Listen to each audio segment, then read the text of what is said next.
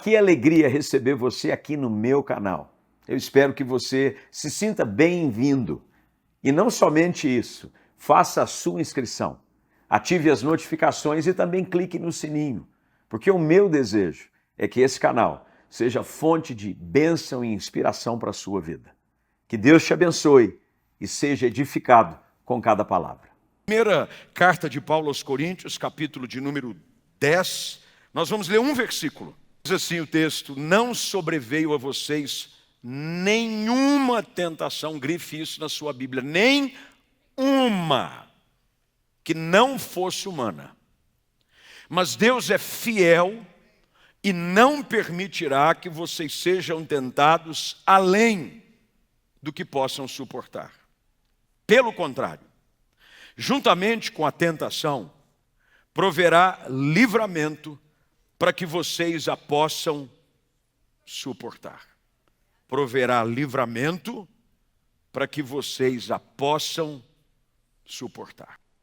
Talvez você já tenha ouvido essa expressão, ou você já deve tê-la usado em algum momento da sua vida, diante de situações a qual você se viu envolvido por questões que te levaram a fazer coisas que você não queria fazer.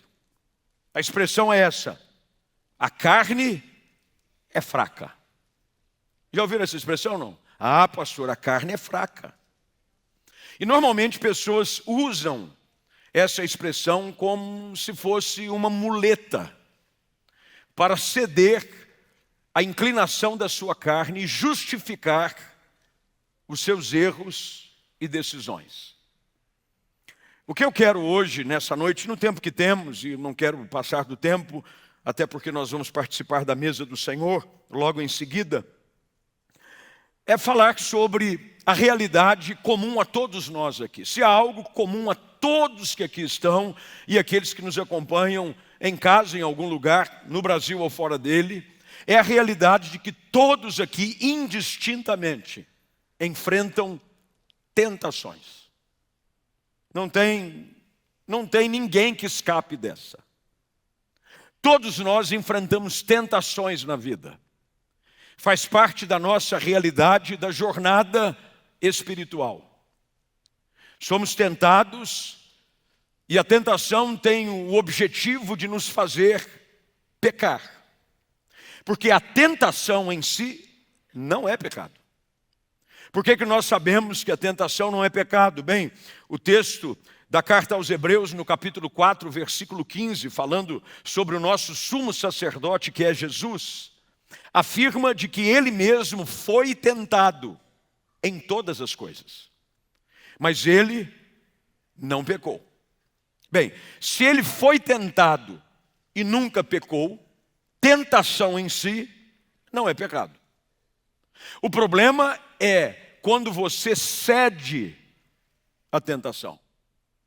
Se nem Jesus foi privado de ser tentado, e há um texto que traz detalhes sobre como se deu essa tentação, Mateus capítulo 4, do versículo 1 ao 11, você vai ler que Jesus foi impelido, o que quer dizer levado ao deserto pelo Espírito para ser tentado.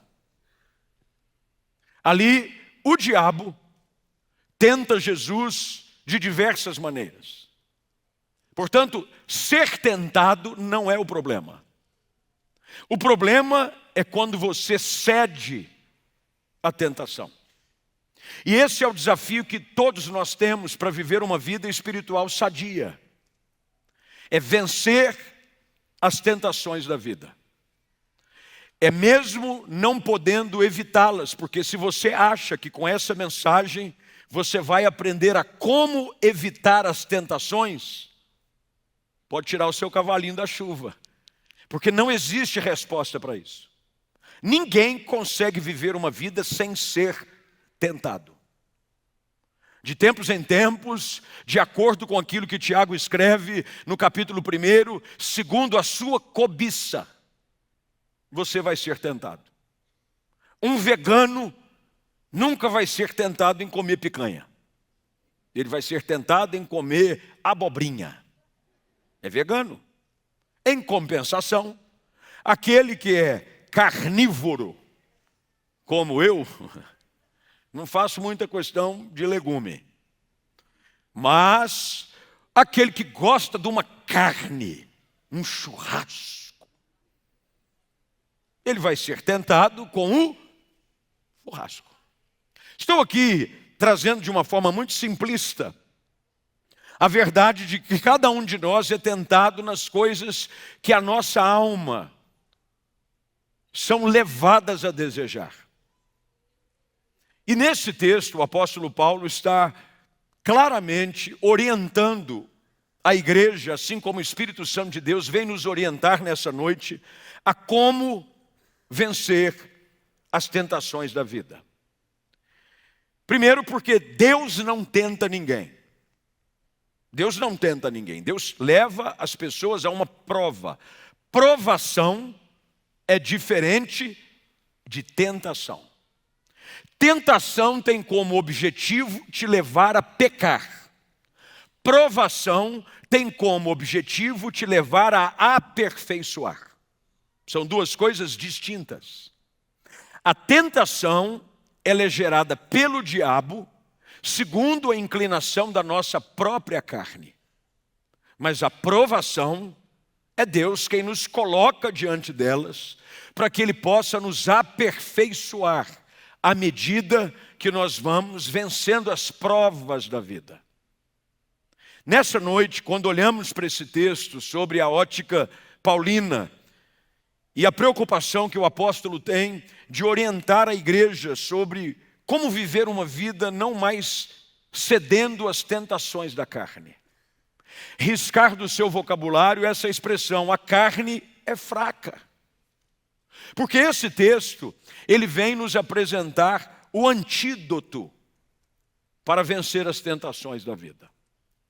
Primeira coisa que nós identificamos nesse texto é de que as tentações, independente de quais sejam, são suportáveis. Isso quer dizer que toda pessoa, assim como não pode se livrar das tentações, toda pessoa tem o poder de vencer as tentações. Todo mundo. Não adianta você dizer de que não, ela é mais forte do que eu. Foi mais forte do que eu, pastor. Primeiro, porque você contraria uma verdade bíblica.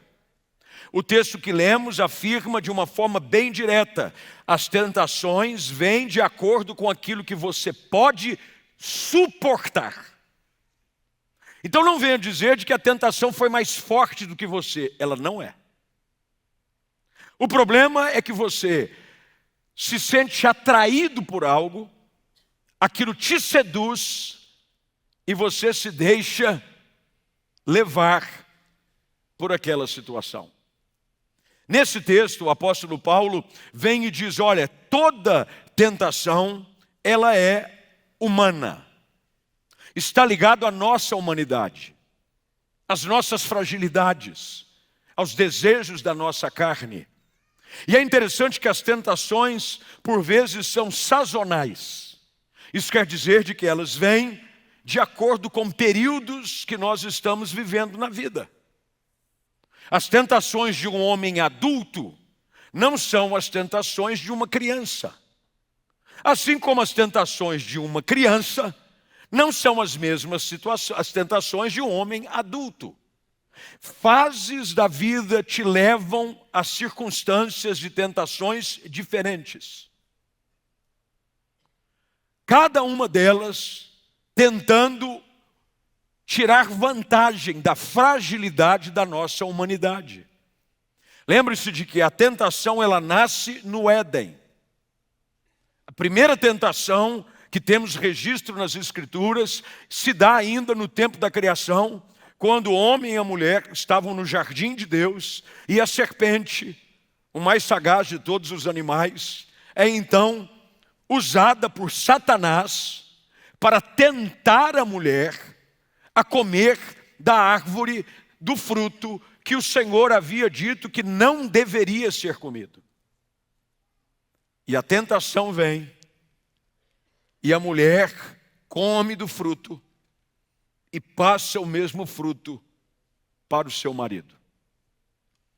O ambiente, ele é extremamente relevante para a realidade das tentações que vivemos. Portanto, o que nós precisamos entender logo de início é de que o ambiente que nós frequentamos, ele pode favorecer um ambiente de tentação na minha vida. Se você andar próximo a um ambiente ou dentro de um ambiente aonde algo que você sabe que é passível de você ceder, porque é o que você deseja e cobiça, você vai se encontrar mais fragilizado a ceder à tentação. Há uma frase célebre de Martinho Lutero, o pai da Reforma, onde ele diz que é impossível, literalmente, impedir de que os pássaros voem sobre as nossas cabeças. Mas nós podemos impedir que eles façam ninhos sobre ela. Assim também, não podemos nos livrar de sermos tentados, mas nós podemos lutar para não cair em tentação. É impossível você criar um cenário adequado aonde a tentação não venha, ela vai vir, de uma forma ou de outra, nos seus momentos de fragilidade. Às vezes acontece dentro de uma relação matrimonial, aonde há uma fragilidade do relacionamento, por conta de uma ou outra situação, a pessoa está ferida, se vê não recebendo a atenção e o carinho que esperava e deve ser dado dentro de uma relação saudável, no matrimônio, e a tentação começa a encontrar o cenário ideal, para que diante de uma fragilidade e uma carência afetiva, você se veja às margens de um adultério. O fato é de que Deus sempre proverá livramento para as nossas tentações. Mesmo diante desse cenário que parece ser assustador no início, de que não podemos nos livrar das tentações, mas o bom é saber de que há um Deus que nos livra em meio às tentações. Deus não nos livra das tentações, mas Ele nos livra em meio às tentações. É por isso que o apóstolo Paulo usa na continuação dessa sua exposição sobre esse tema, ao afirmar: Deus é fiel. Veja o que diz o verso 13, e se puder deixar para mim boa parte do tempo o versículo na tela, porque é somente em cima dele que nós vamos ficar hoje à noite. Deus é fiel. É interessante essa afirmação porque ela nos ajuda a entender de que mesmo quando nós não somos fiéis, Deus permanece fiel. Não há nada que possa acontecer na nossa vida que seja maior do que o sustento e a fidelidade de Deus na minha vida.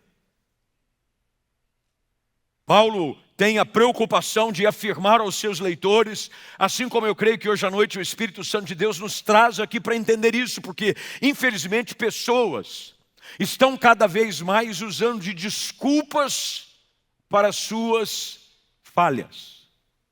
Terceirizamos responsabilidades. Ah, mas você não sabe o momento que eu estava passando.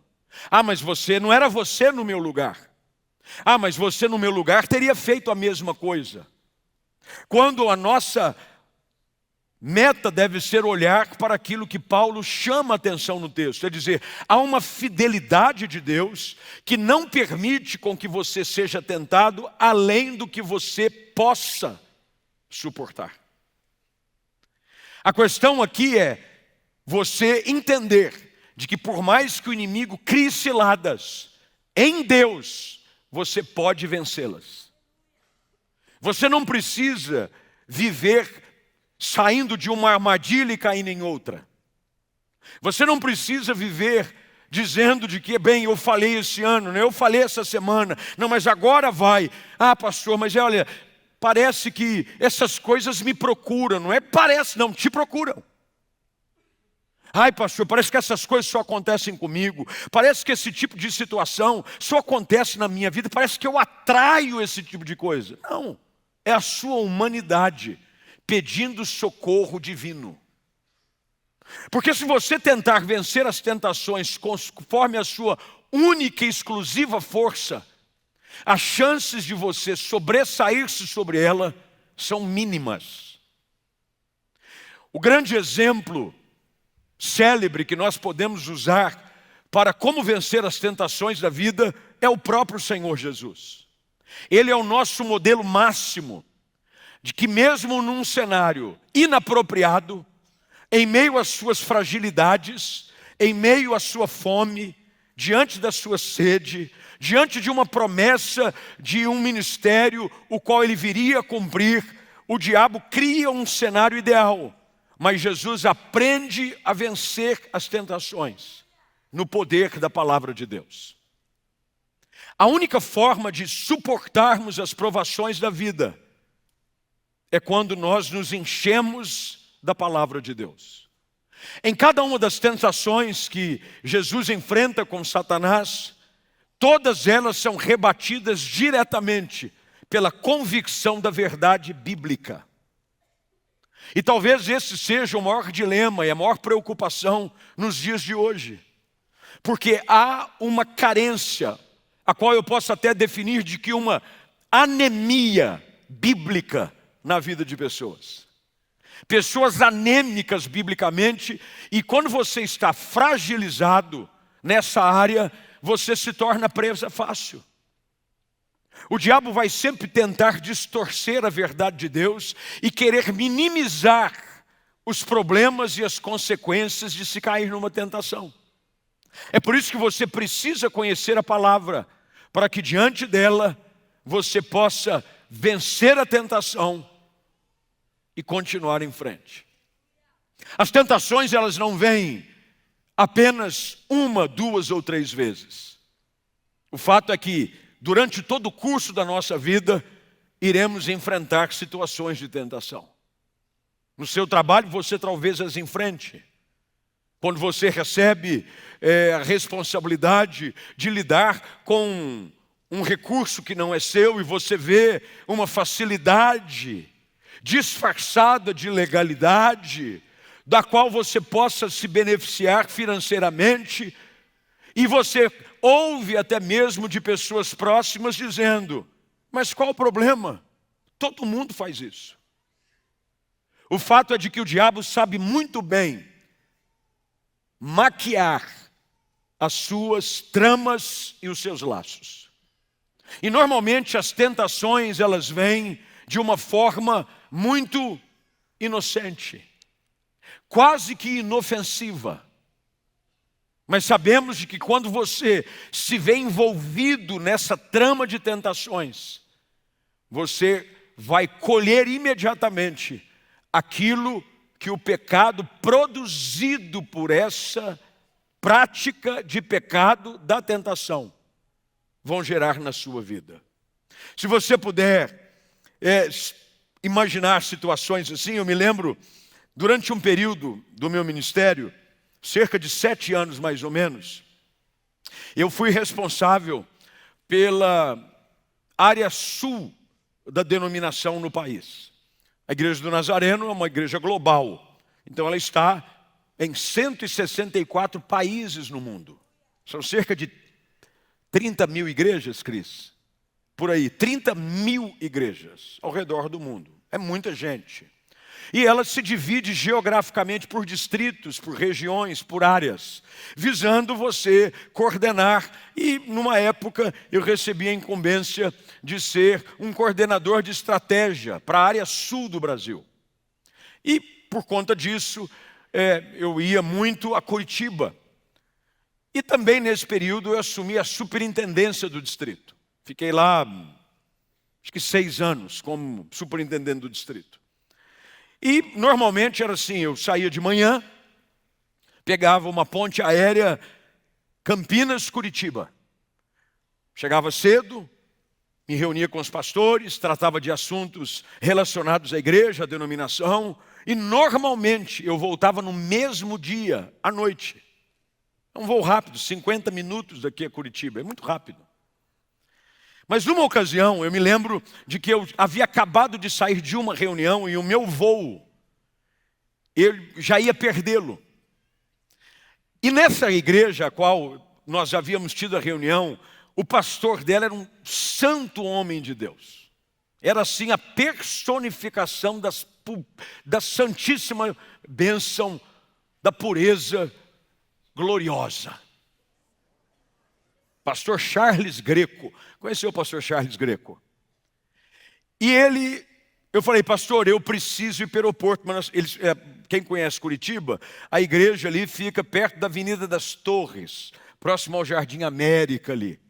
E eu falei, eu preciso ir rápido para o aeroporto, porque se eu perder o voo, não tem mais voo para Campinas hoje, eu vou ter que dormir aqui, e eu tenho compromisso no outro dia, eu tenho que ir embora. Ele falou, não, vamos, pastor, que eu levo o irmão. Ele assim numa mansidão, que chega a dar nervoso. Você conhece gente tão mansa que te irrita? Meu Deus do céu, fica um pouco bravo aí, me ajuda, manso. Aí nós entramos no carro, ele desligou, deu ré, e começou a sair. Eu falei, nesse ritmo, eu não chego nem no final da próxima semana em Campinas. Aí quando nós estávamos indo, a avenida tem aquelas ondas verdes, sabe, de semáforo. Tem onda verde, acende, abre o primeiro e ele vai numa onda, abrindo na medida que você vai. Mas o contrário também é verdadeiro. Se fechar um, fecha tudo. E nós estávamos indo, eu estou vendo o semáforo querer fechar. Eu falei para ele, pastor Charles, nós vamos ter que ultrapassar o semáforo. Ele falou assim para mim, de jeito nenhum. Eu falei, pastor Charles, o senhor não está entendendo, é por uma boa causa. Eu vou perder meu voo, mas ele, sabe a santidade que... Aí eu me lembro, pastor, bota a culpa desse pecado em mim. Mas eu preciso pegar o voo. E eu me lembro, no ambiente da tentação, eu acho que aquele homem nunca tomou uma multa na vida. Nunca. Ele indo, e eu do lado na frente, e provocando ele, vamos pastor Charles, vamos embora. Aí na hora que ele foi ultrapassar o semáforo, ele disse assim, ó Deus, eu estou ultrapassando, mas é para socorrer o teu servo. Esse homem vai perder o voo, meu pai, então não impute sobre mim esse pecado. E ele sério, ele não estava brincando, ele falava assim como com Deus, quase que balbuciando palavras, oh Deus, olha o semáforo, mas tu sabes que esses não sou eu. Mas a tentação foi maior. Falei, pastor, deixa essa multa e esse pecado sobre mim, porque Deus não vai levar em conta o tempo da ignorância. Vamos embora. Sabe, às vezes nós olhamos situações como essa, mas o fato é de que isso, o máximo que poderia ter gerado, e tomara que não tenha gerado, é uma multa para ele. Mas o fato é de que, diante de uma tentação, existe a mesma reação da parte de Deus. O semáforo ele fica verde, depois ele fica amarelo, para depois ficar vermelho. Se você começar a entender de que na nossa vida, na luta contra o pecado, diante das tentações, essa mesma regra é seguida para nós. Sabemos que Deus vem pela sua palavra, pela voz do Espírito Santo, porque Deus fala conosco, meus irmãos. Pode ter certeza de que se você está diante de algo que é errado e vai te beneficiar, e você ouve uma voz dizendo assim, você não deveria fazer isso, pode ter certeza, não é você. Porque o teu coração, ele naturalmente é inclinado ao pecado. O coração do homem é desesperadamente corrupto. Do coração do homem é que procedem os maus desígnios, disse Jesus. Mas o Espírito Santo de Deus, diante de cenários de tentação, ele vai te alertar. Luz amarela. Sabe qual é o nosso problema? Nós achamos que podemos continuar com a luz amarela e alguns ultrapassam o sinal vermelho. Diante das leis de trânsito, isso é uma infração. Mas diante da lei de Deus, isso é pecado. Vamos comigo, e se você puder ser hábil no gatilho aí da sua Bíblia, vá comigo ao texto de Tiago, capítulo 1. Por gentileza. Tiago, capítulo 1. Verso de número 12. Tiago, capítulo 1, verso de número 12. O que eu quero te ajudar nessa noite, num tempo que nós estamos aqui, é fazer com que você deixe de ser vítima das armadilhas da tentação que o diabo quer colocar na sua vida. Olha o que o Tiago diz, versículo 12, Nova Almeida atualizada. Bem-aventurado é aquele que suporta com perseverança a provação. Porque depois de ter sido aprovado, veja a diferença aqui, provação vem de Deus. E ela tem como objetivo fazer de você alguém aprovado. Você vai receber a coroa da vida, a qual o Senhor prometeu aos que o amam. Agora olha o versículo 13. Ninguém ao ser tentado diga, sou tentado por Deus. Porque Deus não pode ser tentado pelo mal e Ele mesmo não tenta ninguém. Ao contrário, cada um é tentado pela sua própria cobiça, quando esta o atrai e o seduz. É exatamente esse processo. O diabo, já viu a armadilha quando você faz para colocar algum tipo de animal? Quando você quer pegar um animal específico, você vai colocar aquilo que o atrai, seja pelo olfato, seja pelo paladar. Nós sabemos que dentro da tradição, para pegar rato numa ratoeira, as pessoas colocam queijo. Ninguém coloca lá um filé mignon. Dentro da tradição, que se acredita é que os ratos são atraídos pela essência, pelo cheiro produzido pelo queijo. Agora, nós somos atraídos por isso. E depois seduzidos pelo momento. O diabo sabe muito bem como atrair pessoas pela tentação. E depois, quando ele consegue captar a sua atenção e o seu coração, ele te seduz. Há um episódio que talvez você já o conheça, e se não o conhece, eu vou dizer sobre ele, que acontece no processo de conquista da terra prometida. O povo já havia conseguido conquistar a cidade mais fortificada que existia, que era Jericó. De uma forma poderosa, os muros caem e Deus dá uma ordem para que ninguém tome nada da cidade para si.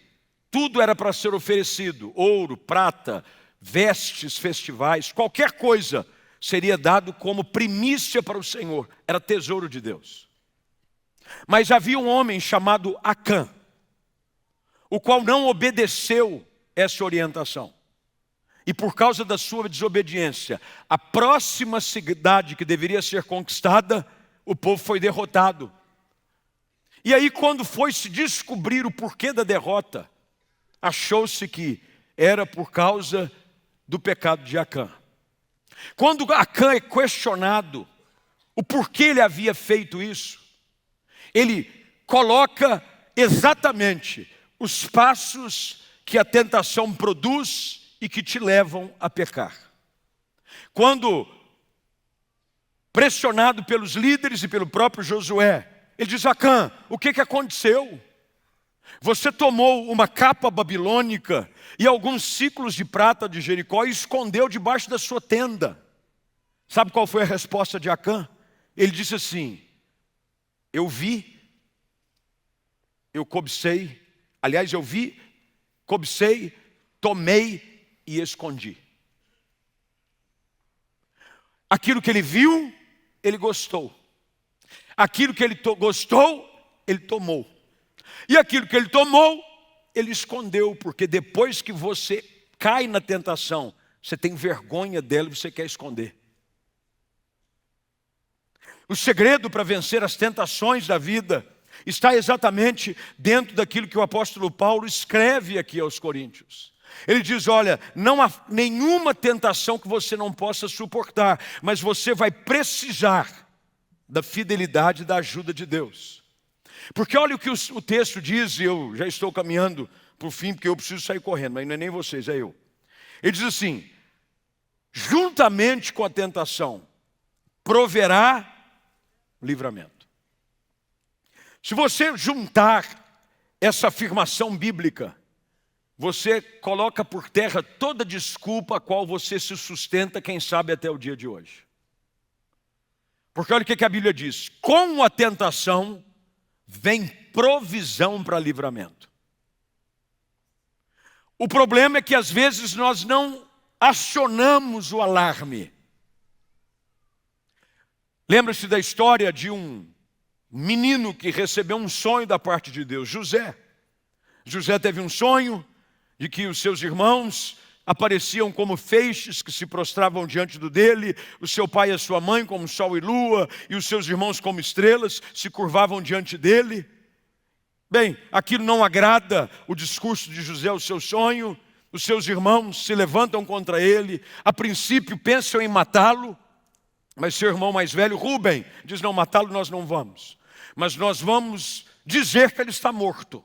Pegaram um animal, mataram o animal, sujaram as vestes de José com o sangue do animal e disseram a seu pai Jacó, o teu predileto está morto. E o venderam para uma caravana de ismaelitas, que era um povo que morava na região. Bem, José é vendido para uma casa para servir como um mordomo. A casa era de Potifar, um oficial do rei egípcio. E José começa a servir ali. E esse Potifar era casado. E a mulher de Potifar começa a querer se engraçar com José. Ele era um menino novo, provavelmente alguém de boa aparência, jovem. E a mulher de Potifar começa a dar indireta. Jojo, José de Jojo, entendeu? Ô Jojo, pega aquilo ali para mim, Jojo. Passa um perfume, coloca um decote mais insinuante. Mas a Bíblia diz que José não cedia à tentação. Mas a mulher de Potifar, ela usa da estratégia que o diabo sempre usa. Quando nós resistimos à tentação, ele insiste. E quando a mulher de Potifar finalmente parte para cima de José, vai com tudo. A gente fala de assédio. Assédio ele sofreu aqui brabo. Porque a Bíblia diz que ela foi para cima dele de um tanto que ele teve que se desgarrar. E ficou para trás as suas vestes, a sua túnica. Pensa numa mulher furiosa. Grudou para cima dele, selvagem. Vem cá, bonitão. E ele, e a Bíblia diz que ele fugiu. E ele disse, como poderia eu fazer tamanha maldade para com o meu Deus e para com o meu Senhor? Qual é o segredo de José para vencer a tentação? Ele foge dela. Sabe qual é o problema? Que tem muita gente que vive tentação. O ambiente já está começando a te cercar, mas você fala, não, comigo é diferente. Eu não caio, sou fortão. Imagina, eu não vou me deixar levar por uma conversa despretensiosa no direct do Instagram. Eu não vou me deixar seduzir por uma proposta dentro do trabalho. Eu não tenho problema nenhum em assistir esse tipo de conteúdo, afinal de contas, não, eu sou homem de Deus. O perigo da tentação é quando você acha que pelas suas próprias forças você tem capacidade de vencê-la. Veja que a Bíblia diz de que quem proverá livramento é Deus. É por isso que diante das tentações, a nossa primeira atitude deve ser qual? Correr para Deus. Saia do ambiente preparado, do cenário de todo aquele cerco que o diabo preparou, colocando diante dos seus olhos aquilo que te seduz, aquilo que te atrai, e corra para a presença de Deus. Desligue o celular, cancele a rede social, muda de número de telefone, troca o canal, cancela a TV a cabo, mas faça algo, porque a tentação, uma vez encontrando lugar no seu coração, ela vai te destruir. E as consequências de se brincar num ambiente tão perigoso são terríveis. Dia desses atrás saiu uma matéria, ela foi trágica, porque uma cuidadora de um tigre de Bengala, não sei se viram essa matéria, uma mulher que criava dentro de um habitat controlado, o tigre era órfão, foi encontrado ainda filhote e foi criado numa área de preservação animal. E essa mulher cuidava desse tigre desde filhotinho. E ela ia, brincava, tirava foto, dava uma madeirinha para o tigre. E o tigre foi crescendo. Até que um dia, não sei se viram isso, ela foi dar comida para o animal, acho que ela foi preparar o ambiente onde eles ficavam. E esqueceu de fechar uma porta de acesso do lugar restrito, onde colocava-se o animal enquanto se limpava o ambiente. E ela, por estar naquele lugar, o tigre a matou. Sabe, às vezes nós achamos de que, pela familiaridade com o ambiente, nós estamos isentos e imunes à destruição que ele pode causar. A melhor maneira de você vencer a tentação é você ficar longe dela. Já viu gente que tem medo de altura? Quem tem medo de altura aqui? Pode falar, irmão, não é pecado também não. Tem gente que tem paura de medo de altura. Você já viu alguém que tem medo de altura chegar perto de um parapeito ou de um guarda-corpo de um prédio alto? Mas não chega, eu não chego. Por quê? Porque ele sabe que aquele ambiente produz nela uma sensação de medo, até mesmo de pavor. Nós precisamos aprender a agir da forma correta. Deus é quem vem trazer livramento para situações de tentação na nossa vida. Qual o segredo? Tenha intimidade com o Senhor. Quando você faz da Bíblia a sua companhia diária, a palavra de Deus vai te orientar e vai trazer luz para a sua caminhada. Nós conhecemos o texto do Salmo 119, verso de número 105, que é célebre e conhecido que quase por todos que já têm algum tempo de vida cristã.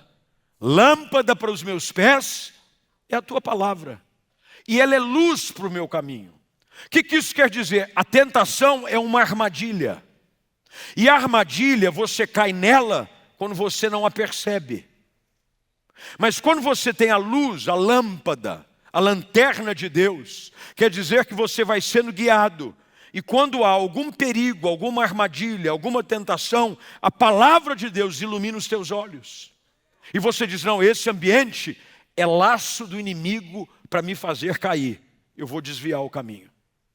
É por isso que você não consegue viver uma vida sem cair na tentação, se a Bíblia não for a bússola que conduz a sua caminhada. Paulo termina dizendo claramente, essa tentação que você enfrenta só pode ser vencida com o livramento que o Senhor provê. Porque quando ela vier e você tiver esclarecido à luz do Espírito e da palavra, você vai poder suportar. O segredo não é como se livrar das tentações. O segredo é como vencer as tentações. O diabo nunca vai se dar por vencido. O diabo nunca vai jogar a toalha dizendo, ele não caiu 1, 2, 3, 4. Eu acho que esse aí não cai mais. Ele vai aperfeiçoando as suas estratégias e agentes destruidores. Ele vai colocando, como se fosse num caminho, algumas migalhas que te conduzem ao lugar da sua destruição. Hoje à noite Deus quer que você entenda claramente de que essa palavra é para te ajudar a entender de que Deus quer levá-lo a uma vida de alerta o tempo todo. Eu nunca fui escoteiro, mas eu gostava de escoteiro. Teve uma época de acampamentos aqui na igreja, de crianças, e óbvio, eu cresci aqui nessa igreja e tenho memórias muito especiais, principalmente da minha infância e adolescência, porque nessa época um homem que deixou marcas profundas na história dessa igreja, positivamente, trabalhava com as crianças e com os jovens. Inclusive, o auditório que nós temos anexo leva o seu nome em homenagem. Hildo Matos, conhecido pela galera como Irdão. É assim que a gente chamava Adão. Irdão. Ele era um senhor preto, assim, forte, gente boa. E o Irdo, numa época dessa, fez amizade com grupos de escoteiros. Ele levou um grupo de escoteiros para o acampamento de crianças. Foi maravilhoso, porque os escoteiros têm um uniforme, eles usavam cantil, eles usavam aquele sapatinho com a meia até a canela, não é? Aquela coisa de escoteiro.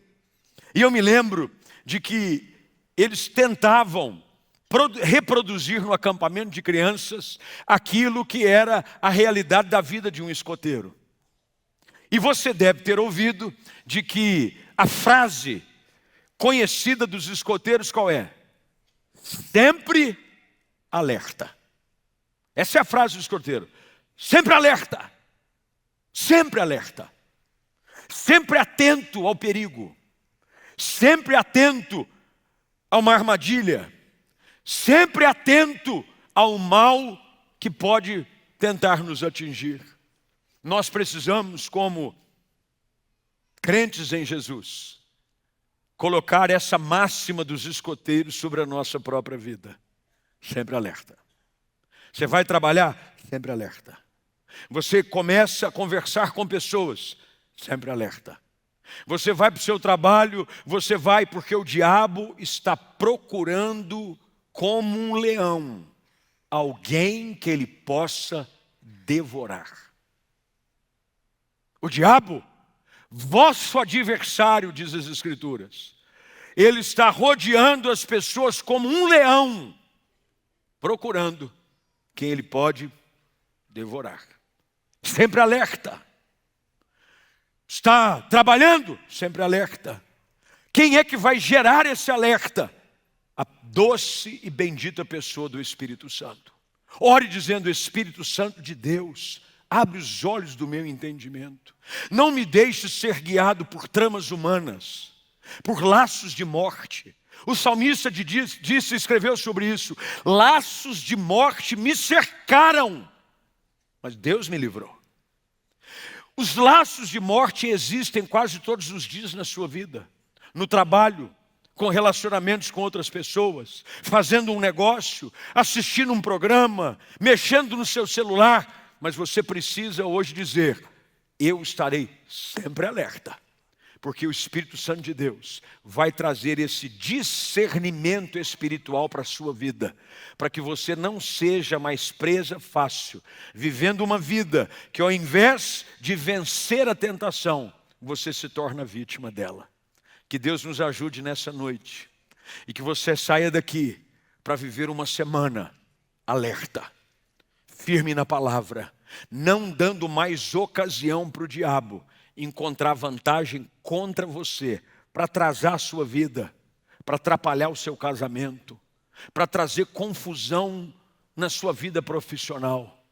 Ah, meus irmãos, o Senhor Jesus usa uma ilustração que ela precisa ser um pouco mais trazida à luz do nosso entendimento. O semeador saiu a semear, e depois que ele semeia a boa semente, no meio da noite, o inimigo vem e joga o joio. O diabo vai sempre tentar colocar pensamentos, pessoas, situações e ocasiões para trazer confusão e tribulação para a nossa vida. Mas hoje Deus está dizendo para você, sempre alerta. Saia daqui para viver todo dia, sempre alerta. Saia de casa dizendo, Senhor, abre os meus olhos, guia os meus passos. Não me deixe, Senhor, caminhar pelo caminho da morte. Eu quero andar no caminho da vida. Livra-me de toda tentação. A oração que o Senhor Jesus ensina os seus discípulos, que é conhecida como a oração do Pai Nosso. Você talvez já saiba de cor, mas talvez não entenda a profundidade daquilo que Jesus ensina os seus discípulos. Bem no meio da oração, Jesus ensina os seus discípulos a orar assim: não nos deixeis cair em tentação, mas livra-nos do mal. Não me deixe cair na tentação. A oração não é, não deixe a tentação vir. A oração é, não me deixe cair na tentação. Para não cair na tentação, eu tenho que andar sempre alerta, sempre atento. O que pode estar por detrás de um convite, de uma palavra, de uma aproximação de pessoa, de uma proposta de trabalho, pode ser laços de morte. Mas se você hoje entendeu essa palavra, Deus vai te ajudar. A palavra de Deus vai trazer clareza e entendimento ao seu coração. E você vai viver uma semana, um mês, uma vida inteira de vitória em vitória. Assim como Jesus nos chamou a viver.